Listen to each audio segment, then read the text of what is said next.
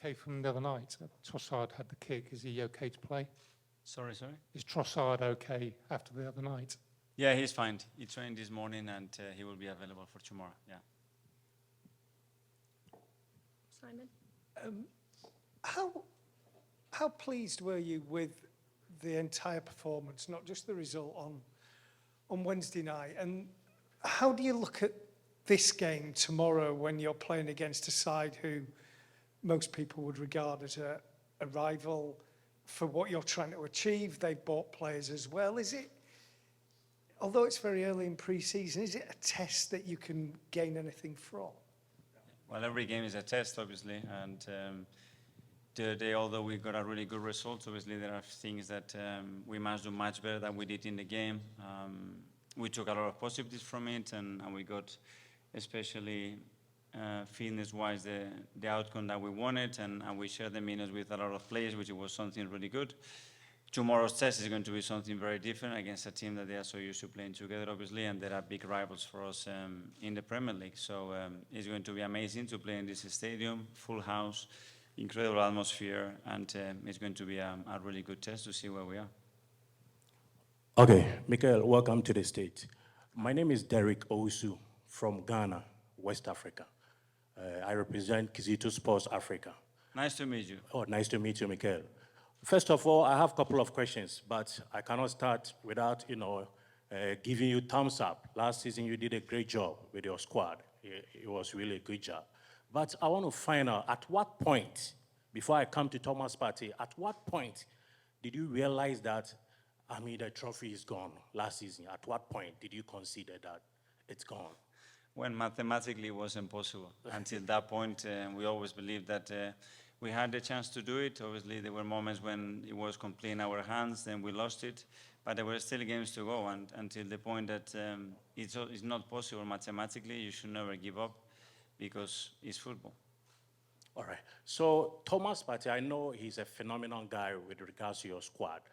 A whole lot is going on with rumors and stuff. People in Ghana are really not happy what is going on. They don't know what the future hold. Is Thomas Partey still in your plans? Is he going to stay? Please, Ghanaians want to know. Without a question of a doubt, Thomas Partey is a super important player for us and for me, and we want him to be in the team, that's for sure. Okay, lastly, Nicolas Pepe, he's also from Africa, Ivory Coast. What is the future for him? Well, at the moment he's recovering from an injury. That's the reason why he's not here. He had a spell on loan, and obviously we wanted to get much more than what we got from that loan spell. But we'll have to see when we come back, have a chat with him, and understand what the plans are, and make the right decision for him. Hi, Mikel. Cecil here from AFTV. Can we expect any more signings, or are you happy with this squad going into next season? I don't know. Obviously, there would be movements still. I don't know, it will be ins, outs. It's still very early. The market seems to be a little bit quieter in the last week or so. So it will be all the time the team. If we can improve the team, we'll try to do so. But as well, we don't want to get any weaker. So we have to be really cautious of that as well. Hi, Mikel, Curtis Shaw TV here. One player that could be available is Kylian Mbappe. You think there's any possibility we could go for a player of that level, or is that still a pipe dream for Arsenal fans? You know that I never talk to players that they don't play for our club, sorry. Yeah.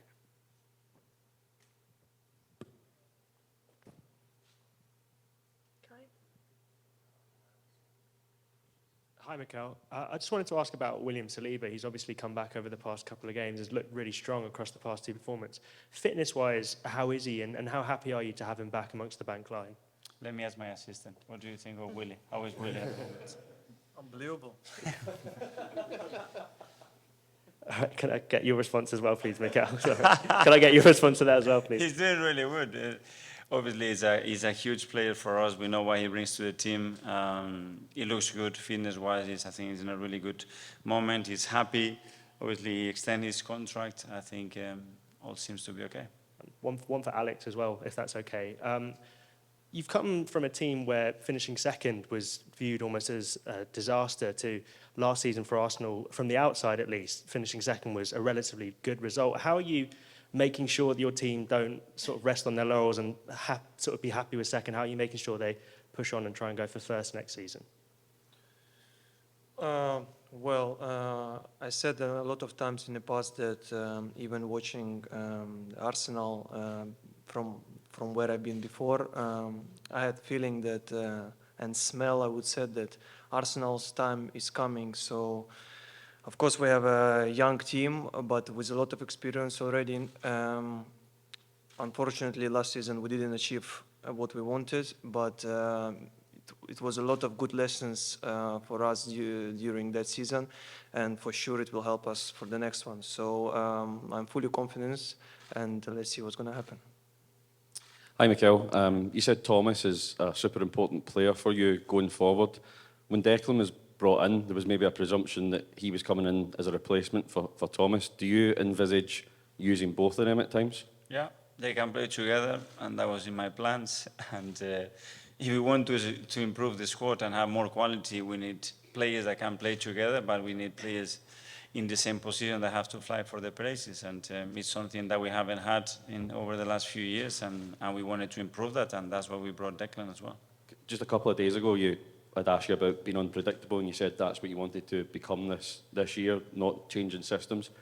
How difficult has that been this summer to work on that with new players? Are you working on new things with your existing players? So it's more than just plan A now, there's plan B and C?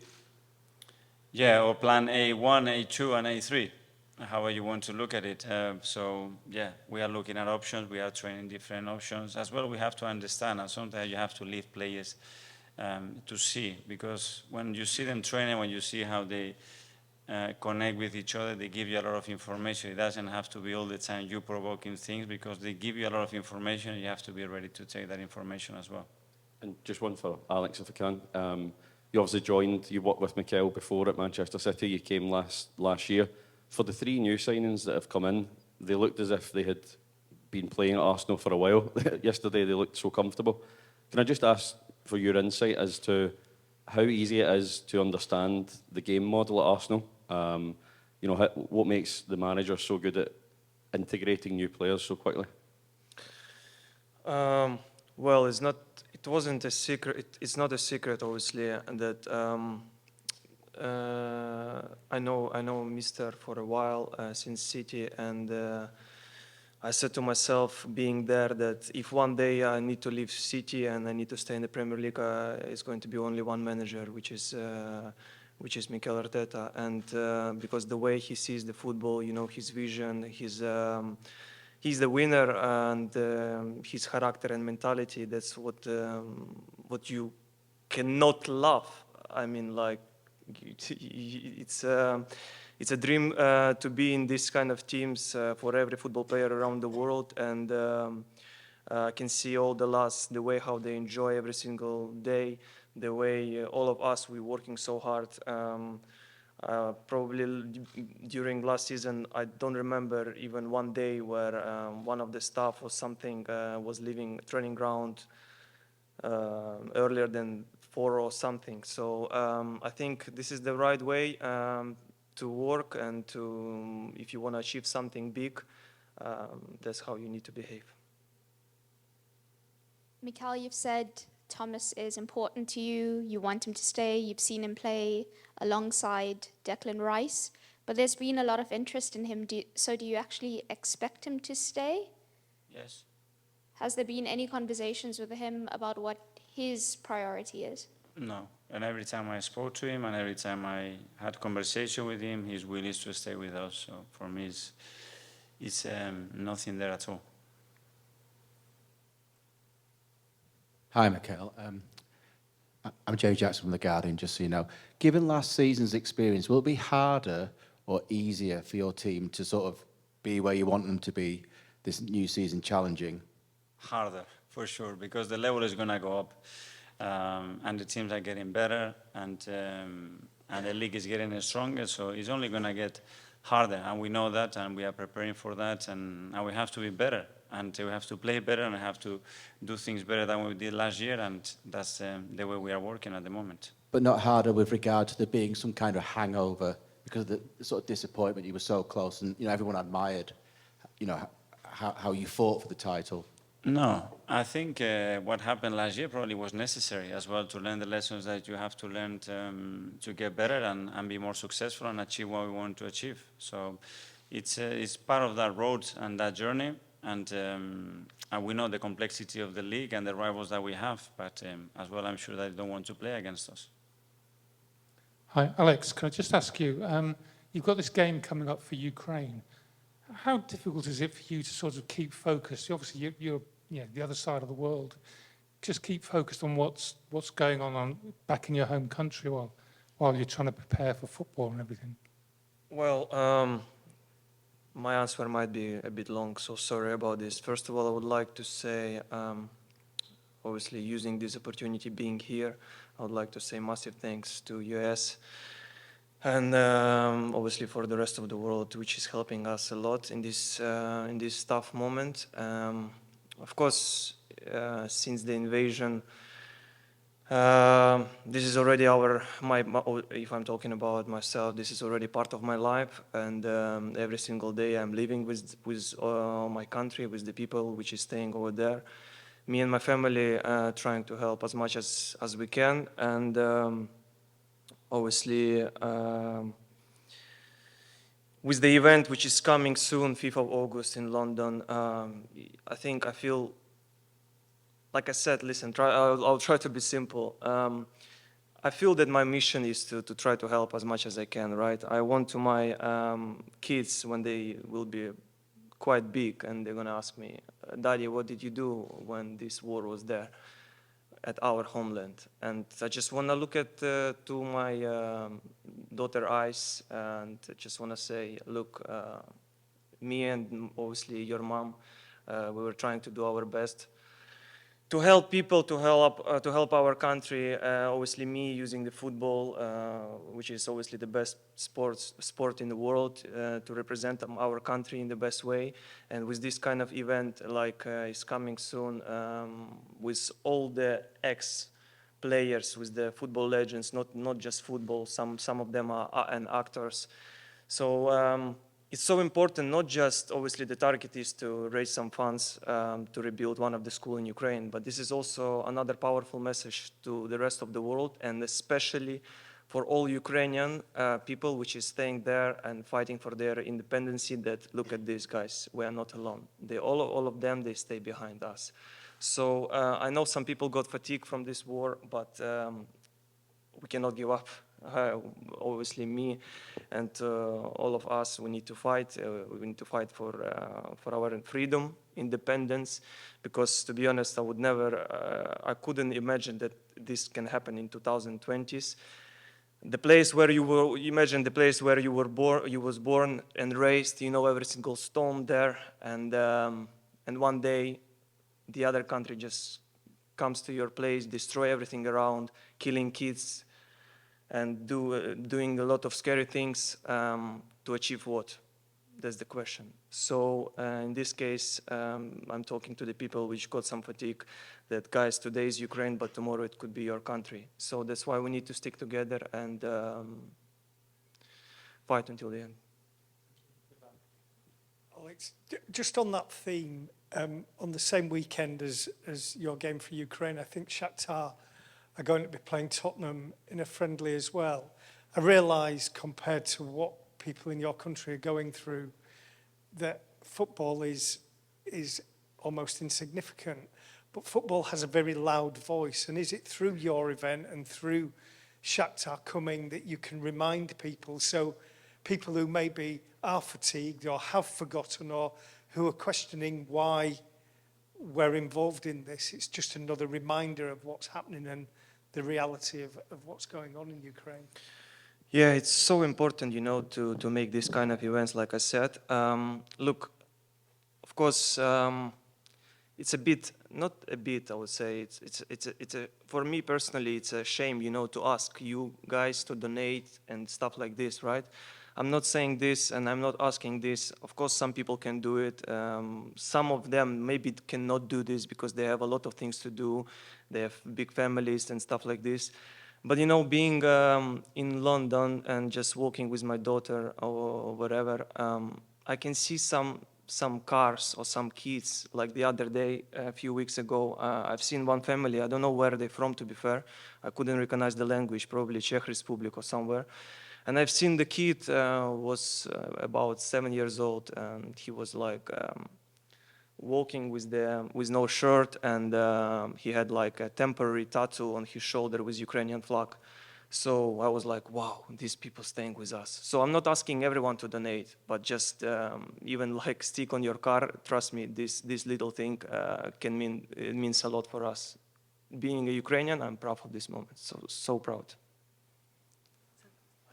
Sorry. Ask you, how did you get involved yourself in the game for Ukraine? And can I also ask, do you speak quite regularly to people back home, and what kind of emotions go through your mind when you're speaking to them?